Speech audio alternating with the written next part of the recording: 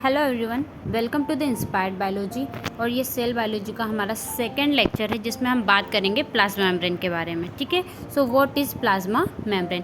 तो सेल हमने देखा था कि सेल जो है वो हमें कुछ ऐसी राउंड शेप की दिखाई देती है। तो उसकी ये जो राउंड शेप हमें दिखाई दे रहा है, जो बाउंड्री दिखाई दे रही है, that is called plasma membrane. ठीक है, plasma membrane is a dynamic fluid structure and forms external boundary of cell. ये एक डायनामिक फ्लूइड स्ट्रक्चर होता है जो कि सेल की बाउंड्री बनाता है। ठीक है, membrane separates interior of the cell from the outside environment and provide fixed environment inside the cell. ये जो प्लाज्मा मेम्ब्रेन है ये क्या करती है, सेल के अंदर का जो इन्वायरमेंट है उसको बाहर के इन्वायरमेंट से अलग करती है, सेपरेट करके रखती है बाहर के इन्वायरमेंट से, है ना, ताकि अंदर का जो इन्वायरमेंट है सेल का वो फिक्स्ड रहे, बना रहे। ठीक है, इट इज़ सिलेक्टिवली परमिएबल। अब प्लाज्मा मेम्ब्रेन क्या है, सिलेक्टिवली परमिएबल है। इसका मतलब क्या है कि ऐसा नहीं है कि अंदर का कुछ भी सब्सटेंस कभी भी सेल के बाहर चले जाएगा या बाहर के इन्वायरमेंट से कोई भी सब्सटेंस कभी भी सेल के अंदर आ जाएगा, नहीं, ऐसा नहीं है। प्लाज्मा मेम्ब्रेन सिलेक्टिवली परमिएबल है, मतलब बाहर से कोई चीज़ अंदर आएगी तो वो परमिशन लेके आएगी, और अंदर से कोई बाहर जानी है कोई मटेरियल को तो वो भी परमिशन लेकर ही जाएगा सेल मेम्ब्रेन से। Okay, cell must be able to exclude, take in and exert various substance all in specific amount. Cell क्या होती है, ये जो प्लाज्मा मेम्ब्रेन है ये क्या करती है, अपने अंदर से मटेरियल को बाहर भी कर सकती है। ठीक है, बाहर से मटेरियल को अंदर भी ले सकती है ना, और कुछ मटेरियल को एक्सर्ट भी कर सकती है ये। ठीक है, next, transport nutrients into the cell and also transport toxic substance out of the cell. Cell क्या कर रही है, उसको पता है कि उसे न्यूट्रिशन की ज़रूरत है, कब है, कितना अमाउंट में है, तो उसे न्यूट्रिशन को सेल के अंदर लेना है। ठीक है, और सेल के अंदर यदि कोई टॉक्सिक सब्सटेंस है जो कि सेल को ख़राब कर सकते हैं तो उस टॉक्सिक सब्सटेंस को वो क्या करती है, सेल के बाहर कर देती है। ये सब काम होते हैं प्लाज्मा मेम्ब्रेन के, और हमने ये भी देखा कि प्लाज्मा मेम्ब्रेन होती कैसे है और कहाँ है। ठीक है, अगर प्लाज्मा मेम्ब्रेन के अगर हम केमिकल कंपोजिशन की बात करें, है ना, कि प्लाज्मा मेम्ब्रेन जो है वो बनी किस चीज़ से, कैसे बनी है ना, तो इसमें 50% प्रोटीन है, 40% लिपिड है, और जो बचा हुआ 10% है वो कार्बोहाइड्रेट्स हैं। ठीक है, now models of plasma membrane, ये क्या है ना। तो क्या हुआ था कि अब ये तो पता है कि भाई प्लाज्मा मेम्ब्रेन है, ये रॉबर्ट हुक ने ही बता दिया था, है ना।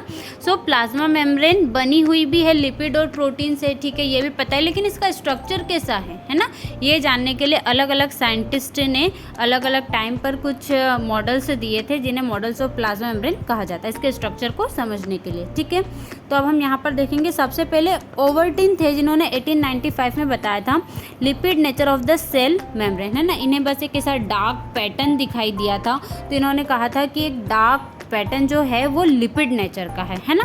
फिर ग्रोटर एंड ग्रैंडनेल ने 1929 में बताया था amphipathic lipids form a lipid bilayer, है ना। 1929 में इन्होंने क्या कहा कि जो लिपिड्स है वो कैसे हैं, एम्पीपैथिक नेचर के हैं। मतलब एम्पीपैथिक मतलब क्या, वो हाइड्रोफिलिक भी है और हाइड्रोफोबिक भी है, और लिपिड जो है वो डबल बाइलेयर में प्रेजेंट है ना, सिंगल नहीं है। ठीक है, देन डेविल एंड डेवेंसल ने 1935 में बताया कि protein are associate to the cell membrane, है ना। इन्होंने क्या बताया कि इसमें केवल लिपिड से प्रेजेंट नहीं है, लिपिड के साथ साथ प्रोटीन्स भी इस मेम्ब्रेन में प्रेजेंट है, एसोसिएटेड है। ठीक है, नेक्स्ट रॉबर्टसन ने 1960 में बताया unit membrane pattern dark clear dark pattern in the all cell membrane. इन्होंने बताया कि जितनी भी सेल मेम्ब्रेन्स होती है उनमें सेम जो है पैटर्न जो है वो प्रेजेंट है। ठीक है, देन सबसे एंड में सिंगर एंड निकोलसन ने 1983 में बताया, इन्होंने फ्लूइड मोज़ेक मॉडल दिया था, ठीक है, कि लिपिड जो है वो बाइलेयर में प्रेजेंट है और उसके बीच बीच में प्रोटीन्स या उसके एक्सटर्नल साइड पर प्रोटीन्स भी प्रेजेंट है। ठीक है, ये सारे मॉडल्स दिए गए थे प्लाज्मा मेम्ब्रेन के स्ट्रक्चर को समझने के लिए। ठीक है, जो सबसे एक्सेप्टेबल मॉडल था कि हाँ ठीक है प्लाज्मा मेम्ब्रेन का स्ट्रक्चर ऐसे ही होता है, वो मॉडल था सेंगर एंड निकोलसन का। ठीक है, जिसे कहा गया फ्लूइड मोज़ाइक मॉडल। अब क्या था, S J. Singer and Garth L Nicolson ने 1972 में ये मॉडल दिया था। इन्होंने क्या बताया, क्या एक्सप्लेन किया? This model explain the structure of plasma membrane of animal cells as a mosaic of components such as phospholipids, protein, cholesterol and carbohydrates. ठीक है, इन्होंने क्या बताया प्लाज्मा मेम्ब्रेन के स्ट्रक्चर के बारे में कि देखो प्लाज्मा मेम्ब्रेन कैसी है, इसमें लिपिड की बाइलेयर है। ठीक है, ये दिखाई दे रही है, लिपिड की बाइलेयर है, और इसमें जो प्रोटीन्स है वो बीच बीच में या ऐसे अपर साइड पर या इनर साइड पर प्रेजेंट है ना। अब इन्होंने इसे फ्लूइड मोज़ेक नाम क्यों दिया? बिकॉज ये जो लिपिड की मेम्ब्रेन है फ्लूइड नेचर की है ना, रिजिड नहीं है, स्टिक नहीं है, फ्लूइड कर रही है, थोड़ा इस तरीके से ना फ्लूइड कर रही है।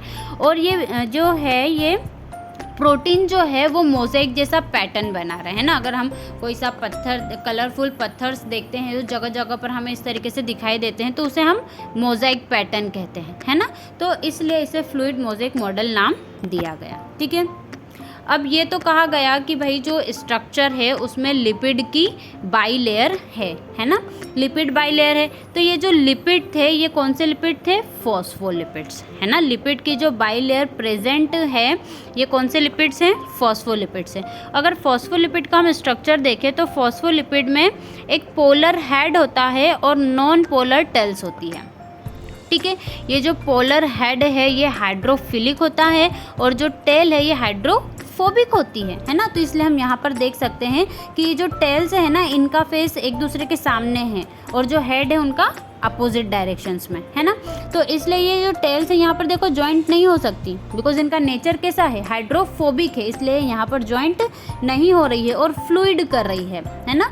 और ये जो इनका हेड है वो हाइड्रोफिलिक है, तो यहाँ पर प्रोटीन्स, कार्बोहाइड्रेट इजीली अटैच्ड हो जाते हैं। ठीक है, अब ये जो आपको फॉस्फोलिपिड दिखाई दे रहा है इसमें टेल्स है, टेल्स भी ना दो है ना, दो तरीके की है। एक सेचुरेटेड फैटी एसिड की बनी हुई है, एक अनसेचुरेटेड फैटी एसिड की बनी हुई है। अनसेचुरेटेड फैटी एसिड में मतलब यहाँ पर एक डबल बॉन्ड आ जाता है। डबल बॉन्ड के कारण इसकी ये जो एक टेल है वो थोड़ी सी टिल्ड हो जाती है।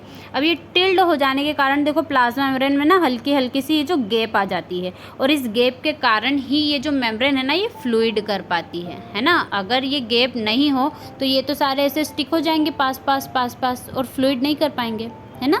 इसलिए फ्लूइड क्यों कर पा रही है? ये एक अनसेचुरेटेड फैटी एसिड के कारण। ठीक है, अब इसमें क्या क्या प्रेजेंट है? फॉस्फोलिपिड तो है, ठीक है। फॉस्फोलिपिड में फॉस्फोलिपिड्स है, ग्लाइकोलिपिड्स भी प्रेजेंट है। ग्लाइकोलिपिड मतलब लिपिड्स के साथ कार्बोहाइड्रेट अटैच्ड फॉर्म में प्रेजेंट है, इसलिए ग्लाइकोलिपिड प्रेजेंट है, और स्टेरॉल्स भी प्रेजेंट है। ओके, अब स्टेरॉल्स की अगर हम यहाँ पर बात करें तो कोलेस्ट्रॉल जो है उसके स्ट्रक्चर को अगर हम देखें तो वो 4 रिंग्स कंटेन कर रखता है। 3 उसमें हेक्सागोनल रिंग्स होती है और एक जो उसमें पेंटागोनल रिंग होती है। ठीक है, कोलेस्ट्रॉल जो होते हैं या स्टेरॉल जो होते हैं वो उनका स्ट्रक्चर जो होता है वो रिजिड होता है ना। Cholesterol is the major sterol present in the plasma membrane. ठीक है, plant cells lack of cholesterol but they contain other steroids like stigmasterol and cytosterol. ठीक है, mycoplasma and bacterial plasma membrane also lacks cholesterol. ठीक है, asymmetry of lipid bilayer है ना। अब ये क्या है? ठीक है, सो लिपिड की जो बाइलेयर होती है ना, बाइलेयर होती है, एक एक्स्ट्रा सेलुलर साइड पर है, एक साइटोप्लाज्मिक साइड पर है। तो ये जो बाइलेयर होती है ये सिमिलर नहीं होती है, एक जैसी नहीं होती है कि ये जो प्लाज्मा मेम्ब्रेन है ना, तो ये और ये पूरा सेम हो, ये दोनों जो बाइलेयर है लिपिड की है ना ये सेम हो, ऐसा नहीं है।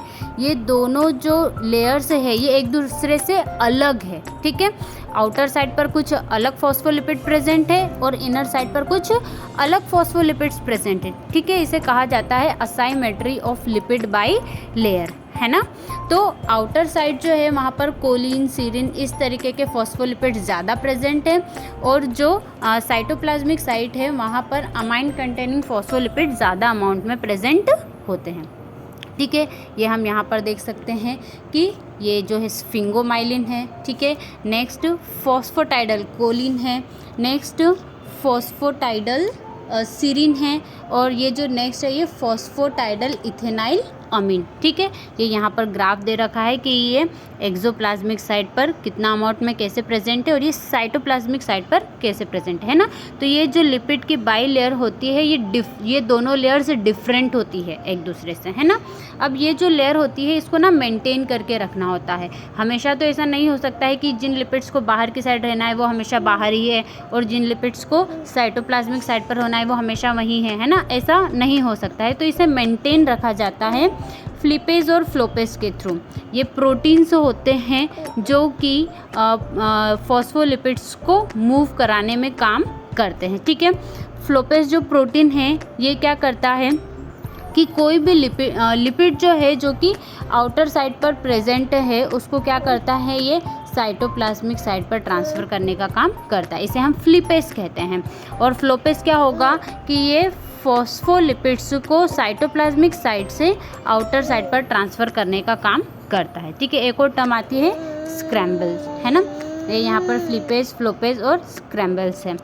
स्क्रैम्बल्स का क्या काम है, proteins that move any membrane phospholipid across the bilayer down it's concentration gradient, है ना।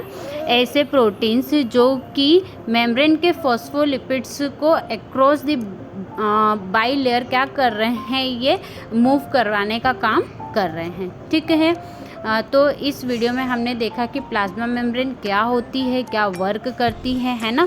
और उसके अंदर जो प्रेजेंट है लिपिड, प्रोटीन और कार्बोहाइड्रेट। तो लिपिड का पूरा पोर्शन हमने यहाँ पर कवर कर लिया है।